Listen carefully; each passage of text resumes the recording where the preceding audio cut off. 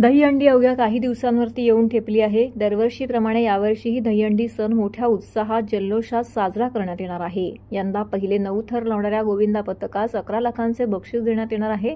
तसेच रोख रक्कम, आकर्षक सन्मान चिन्ह देऊन या गोविंदांना गौरवण्यात येणार आहे। त्याचबरोबर या दहीहंडीसाठी कलाकार आणि राजकीय नेते देखील या दहीहंडीला उपस्थित राहणार आहेत। देशासह महाराष्ट्रात महिला अत्याचारांच्या घटना वाढत आहेत। या घटनांना पायबंद घालण्यासाठी 2019 मध्ये नागपूर हिवाळी अधिवेशनात भारतीय दंड संहिता 1860 आणि फौजदारी प्रक्रिया संहिता 1973 मध्ये सुधारणा करण्याचे विधानसभेत विधेयक क्रमांक 50 आमदार प्रताप सरनाईक यांनी मांडलं होतं। आंध्र प्रदेश राज्याने भारतीय दंड संहितेच्या कलम 376 व 376 अ मध्ये दुरुस्ती केली आहे। त्यानुसार महिलांवरती अत्याचार करणाऱ्या आरोपींविरुद्ध गुन्हा सिद्ध झाल्यावर तात्काळ शिक्षा देण्याची तरतूद केली आहे। महिलेची तक्रार दाखल झाल्यावरती पोलिसांनी प्रकरणाचा 7वा दिवस तपासात पूर्ण करणे, न्यायालयाने 14 दिवसात सुनावणी पूर्ण करायची आहे आणि न्यायालयात गुन्हा सिद्ध झाल्यास 21 दिवसांच्या आत आरोपी शिक्षा देऊन सदर प्रकरण निकाली काढायचं आहे, अशी तरतूद सदर सुधारित कायद्यामध्ये अंतर्भूत आहे। महिलांवरील अत्याचारावरील आरोपीस विहित मुदतीत म्हणजे 21 दिवसांच्या आत शिक्षेची कायदेशीर तरतूद करणारे देशातील पहिलं राज्य आहे। आंध्र प्रदेशाच्या धर्तीवरती महाराष्ट्रातही असा कायदा लागू करण्यात यावा, अशी मागणी आमदार प्रताप सरनाईक यांनी पत्रकार परिषदेत केली आहे। या विधेयकाची प्रत दहीहंडीच्या दिवशी मोठ्या स्क्रीनवर लावण्यात येणार आहे। याबाबतची जनजागृती दहीहंडी महोत्सवाच्या माध्यमातून केली जाईल। 27 ऑगस्टला ठाण्यातील वर्तकनगर येथील मैदानावर संस्कृती युवा प्रतिष्ठान आणि प्रताप सरनाईक फाउंडेशनच्या वतीनं दरवर्षीप्रमाणे आम्ही गोकुळाष्टमीचा उत्सव साजरा करतोय।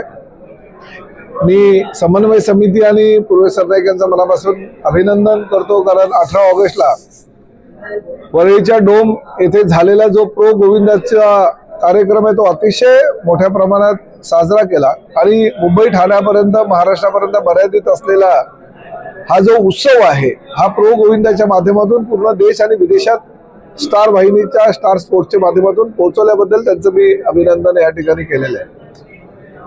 ही संस्कृती आहे, राज्याची परंपरा आहे आणि ती कायम ठेवण्यासाठी स्वर्गीय शिवसेना प्रमुख आदरणीय बाळासाहेब ठाकरे, ठाण्याचे तत्कालीन जिल्हा प्रमुख आणि धर्मवीर श्री आनंद दिघे साहेब यांनी पहिल्यांदा टेंबी नाक्यावर हा दहीहंडीच्या थराचा जो विक्रम आहे तो विक्रम मुलांना करण्यासाठी परावृत्त केला आणि अतिशय मोठे विक्रम या ठाण्यामध्ये तेव्हापासून घडत आलेले आहे।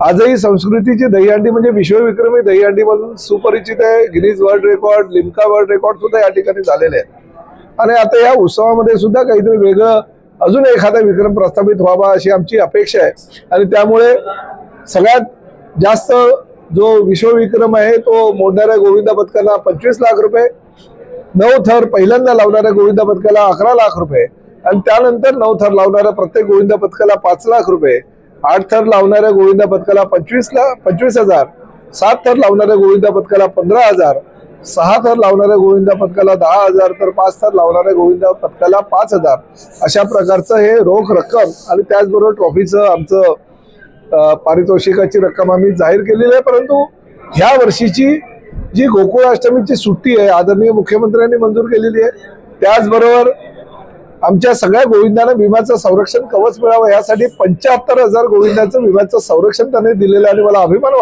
वाटतो की आतापर्यंत 65,000 गोविंदांनी त्या विम्याचं संरक्षण सुद्धा घेतलेलं आहे। त्यामुळे भविष्यामध्ये जर हे विम्याचं संरक्षण वाढवायची गरज असेल तर तेही वाढवण्याची जबाबदारी माननीय मुख्यमंत्र्यांनी घेतलेली आहे।